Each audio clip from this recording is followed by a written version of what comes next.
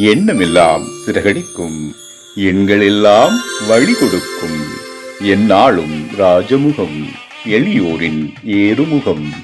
எந்த நிலை வந்தாலும் வந்த நிலை மாறாத நமது Rajanilai. Rajanilai TV, channel of astrology.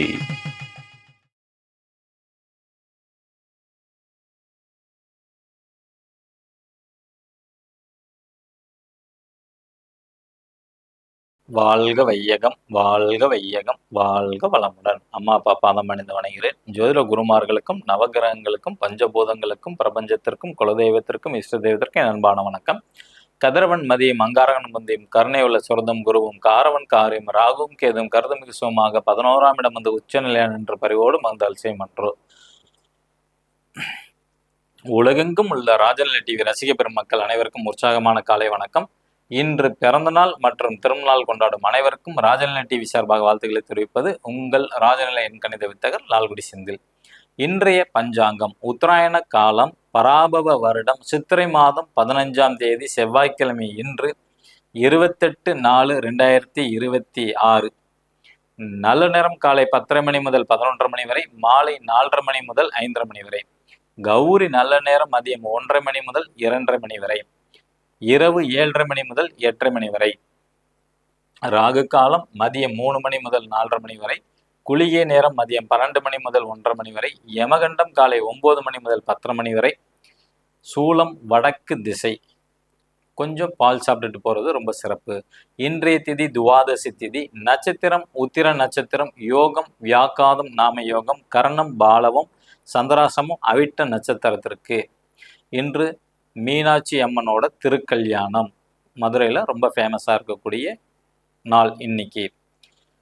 கிரக நிலவரங்கள்: மேச ராசியில் சூரிய பகவான் மற்றும் புதன் பகவான், ரிஷப ராசியில் சுக்கிர பகவான், மிதுன ராசியில் குரு பகவான், சிம்ம ராசியில் கேது பகவான், கன்னி ராசியில் சந்திர பகவான், கும்ப ராசியில் ராகு பகவான், மீன ராசியில் செவ்வாய் பகவான் மற்றும் சனி பகவான். புத்தாண்டு பலன்ல நம்ம மகர ராசியோட பலன் தான் தொடர்ச்சியாக பார்க்குறோம். நேற்றுக்கு வந்து அரசியல் வரைக்கும் பார்த்துருக்குறோம். இன்னைக்கு 6ஆம் இடமான வேலையை பற்றி பார்க்க போகிறோம். மகர ராசிக்கு 6ஆம் இடம்ங்கிறது வந்து புதன் வரும், மிதுன வீடாக வரும். ஓகேங்களா? அந்த அதிபதி வந்து பார்த்துக்கிட்டிங்கன்னா புதன் பகவான் வந்து 3ஆம் இடத்துல மீனத்தில் வந்து நீச நிலையில் வந்து இருக்கிறாங்க. 6ல் வந்து குரு பகவான் சுயசாரத்தில் வந்து பெற்றிருக்கிறாங்க. ஒரு நல்ல அமைப்புன்னு தான் நம்ம வந்து சொல்லலாம். ஓகேங்களா? நல்ல அமைப்புங்கிறது வந்து பார்த்தீங்கன்னா வேலையில் வந்து புதிய வேலை தேடுறவங்களுக்கு ஒரு எதிர்பார்த்த அமைப்பு வந்து கிடைக்கும். முயற்சிகளால் வெற்றி அடையும். ஆல்ரெடி வேலையில் இருக்கிறவங்களுக்கு கொஞ்சம் கஷ்டங்கள் வந்து உண்டு. ஏன்னா வேலை பளு வந்து அதிகரிக்கும். 3ஆம் இடத்துல வந்து புதன் பகவான் வந்து கொஞ்சம் சனி பகவான் சாரத்தினால வேலையில் வந்து கொஞ்சம் சிரமங்கள் வந்து உண்டு. வேலையாட்கள் வந்து கொஞ்சம் அட்வைஸ் பண்ணக்கூடிய சூழ்நிலைகள் வந்து வரும். வேலையாட்கள் வந்து உங்களுக்கு அட்வைஸ் பண்ணுவாங்க. சோம்பல் தடை எல்லாமே உண்டு. ஓகேங்களா? ஸோ அப்போ கொஞ்சம் கவனமாக இருக்கிறது நல்லது. அடுத்தது 7ஆம் இடம்ங்கிறது திருமணம், கணவன் மனைவியை குறிக்கக்கூடியது. ஓகேங்களா? இந்த 7ஆம் அதிபதியான சந்திரன் 2ஆம் வீட்டில் வந்து குருசாரத்தில் வந்து பயணம் செய்கிறாங்க. அப்போ கணவனுக்கும் மனைவிக்கும் சின்ன சின்ன கருத்து வேறுபாடு வரும். ஓகேங்களா? ஏன்னா தன் ஸ்தானத்துக்கு 6ஆம் இடத்துக்கு வந்து மறைஞ்சிட்டாங்க. அதனால கொஞ்சம் கருத்து வேறுபாடு வரத்துக்கான வாய்ப்புகள் வந்து உண்டு. மகர ராசியில் பிறந்தவங்க கணவன் மனைவிக்குள்ளார வந்து ஒற்றுமைங்கிறது கொஞ்சம் கம்மியாக இருக்கும் இந்த சித்திரை மாதத்தில். ஸோ கொஞ்சம் கவனமாக இருக்கிறது நல்லது. ஆரோக்கிய குறைவு ஏற்படும். அதாவது மகர ராசியில் பெண் பிறந்தால் கணவரோட ஆரோக்கியத்தில் கவனம் வேண்டும். ஆண் பிறந்திருந்தால் மனைவியோட ஆரோக்கியத்தில் வந்து கவனம் வேண்டும். சின்ன சின்ன கொஞ்சம் பேசுறதுக்கான வாய்ப்புகள் வந்து உண்டு கொஞ்சம். ஓகேங்களா? அதே மாதிரி நல்ல வருமானம்ங்கிறது அவங்களுக்கு வரும். அடுத்தது வந்து பார்த்தீங்கன்னா திருமணம் நடக்குமா சார் அப்படின்னு கேட்டிங்கன்னா கொஞ்சம் தாமதம் தான். எதிர்பார்த்தது போல் அமையாது. ஓகேங்களா? உட்பிரிவில் வந்து பார்த்தோம்னா நிச்சயமாக கிடைக்கும். அடுத்து வந்து தந்தைக்கு எப்படி இருக்கும் அப்படின்னு பார்த்துக்கிட்டிங்கன்னா 9ஆம் இடம் தான் தந்தை. மகர ராசிக்கு 9 வந்து கன்னி ராசி தான் வரும். ஓகேங்களா? அந்த அதிபதி புதன் 3ஆம் இடத்துல சனி பகவான் சாரத்தை வந்து நீசம் பெற்று இருக்கிறாங்க. இந்த 9ஆம் இடத்தை செவ்வாய் பகவான், புதன், சனி 3 கிரகங்களும் பார்த்துக்கிட்டு இருக்கிறாங்க. அப்போ நிச்சயமாக இவர்களுக்கு, அதாவது மகர ராசியில் பிறந்தவங்களோட தந்தைக்கு வந்து வீடு வாகனம் சம்பந்தப்பட்ட விஷயத்துல வந்து நல்ல ஒரு அமைப்பு, நல்ல ஒரு அனுகூலம்ங்கிறது உண்டு. நிலம் வாங்கக்கூடிய யோகம் உண்டு. ஓகேங்களா? அவங்க என்ன நினைக்கிறாங்களோ லைஃப்ல அதெல்லாம் அச்சீவ்மெண்ட் பண்றதுக்கான வாய்ப்புகள் அதிகமாக உண்டு. நிச்சயமாக இவங்க இந்த வருடத்தில் பழனிமலை முருகன் கோயில் போகிறதுக்கான வாய்ப்புகள் அதிகமாக கிடைக்கும். அல்லது போயிட்டு வந்தவங்க பிரசாதம் வந்து வீடு தேடி வந்து கொடுப்பாங்க. தொழில் செய்கிறவங்களுக்கு வந்து அதிகப்படியான வாடிக்கையாளர்கள் வந்து வரக்கூடிய அமைப்பு. ஓகேங்களா? அந்த தொழிலில் வந்து கொஞ்சம் கவனக்குறைவினால வந்து கை காலில் வந்து சின்னதாக காயங்கள் மட்டும் ஏற்படும். கவனமாக இருக்க வேண்டும். அடுத்தது மகர ராசியில் பிறந்தவங்களோட தொழில் மற்றும் மாமியாரை பற்றி நம்ம பார்க்க போகிறோம். ஸோ 10ஆம் அதிபதியான சுக்கிரன் 4ஆம் இடத்துல சுயசாரத்தில் வந்து இருக்கிறாங்க. ப்ளஸ் இந்த 10ஆம் இடத்தையே சூரிய பகவானும் சுக்கிரனும் ப்ளஸ் கேதுவும் வந்து பார்க்குறாங்க. அதோட குரு பகவானும் பார்க்குறாங்க. அப்போ தொழில் செஞ்சிட்டு இருக்கவங்களுக்கு ஒரு புதிய உச்சம்ங்கிறது அமைப்பு வந்து கிடைக்கும். யாரெல்லாம் மகர ராசியில் பிறந்த பிஸ்னஸ் பண்ணுறாங்களோ அவங்களோட தொழிலில் வந்து அடுத்த கட்டத்தை வந்து கண்டிப்பாக இந்த வருடம் வந்து நிச்சயமாக கொண்டுட்டு போயிடுவார்கள். ஓகேங்களா? அதே மாதிரி புகழ், கௌரவம், செல்வாக்கு எல்லாம் கிடைக்கும். மகர ராசியில் பிறந்தவங்களுக்கு சூரிய பகவானோட பார்வையும் குரு பகவான் பார்வையும் நிச்சயமாக கிடைக்கும். அங்கே கேது பார்க்கறனால இன்னைக்கு கிடைக்கிறது நாளை கிடைக்கும், ஆனால் நிச்சயமாக கிடைக்கும். ஓகேங்களா? இப்போ மாமியாருக்கு வந்து ஆன்மீக பயணங்கள் வந்து அதிகமாக மேற்கொள்வார்கள். அவங்களோட ஆசை மட்டும் தடைப்படும். ஏன்னா அதுக்கு 11ஆம் இடத்துல கேது இருக்கிறனால கண்டிப்பாக உங்களோட மாமியாரோட ஆசைகள் வந்து நிச்சயமாக தடைப்படும். ஓகேங்களா? அதே மாதிரி வந்து பார்த்துக்கிட்டிங்கன்னா வரி கட்டுறதுலையும் கொஞ்சம் கவனமாக இருக்க வேண்டும். சரியாக வரி கட்டாமல் விட்டுருவீங்க, கொஞ்சம் கவனமாக இருக்க வேண்டும். தொழிலையும் மாமியாரும் அதே மாதிரி வந்து கொஞ்சம் தவறு பண்ணி விடுவார்கள்.